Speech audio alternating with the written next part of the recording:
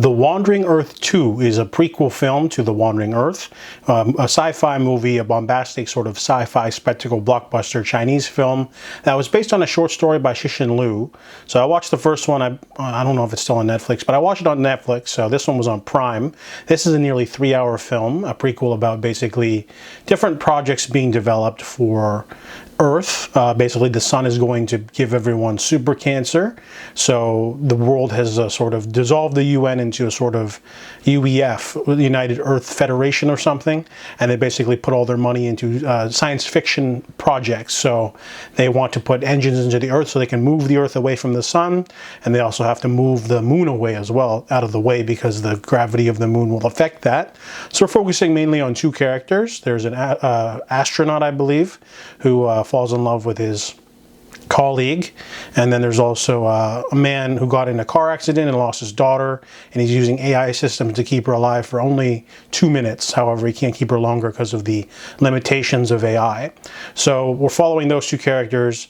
The movie starts off pretty good. You're introduced to these characters, this world, this sort of grandiose, sort of large-scale sci-fi. There's this amazing action sequence about 30 minutes into the film. It's an amazing set piece where terrorists basically attack the base and they want to destroy the space elevator going to the moon, and sets back the project. And then after that, the movie sort of dips a little bit in pacing.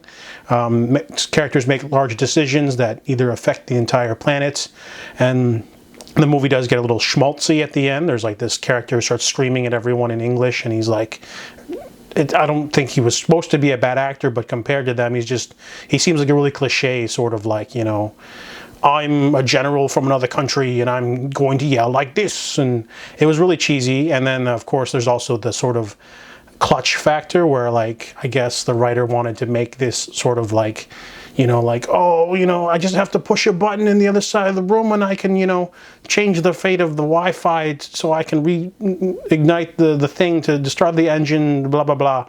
There's a lot of that clutch stuff at the end of it didn't feel really earned, really. Overall, it's a pretty entertaining story. I like the visual effects the most. That's probably the best part. If they can reel it in next time and not make the next sci-fi movie as long, or make it reel in some of the story elements.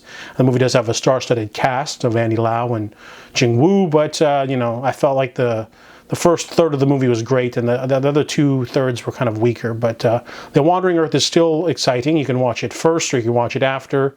I give it a 6 out of 10.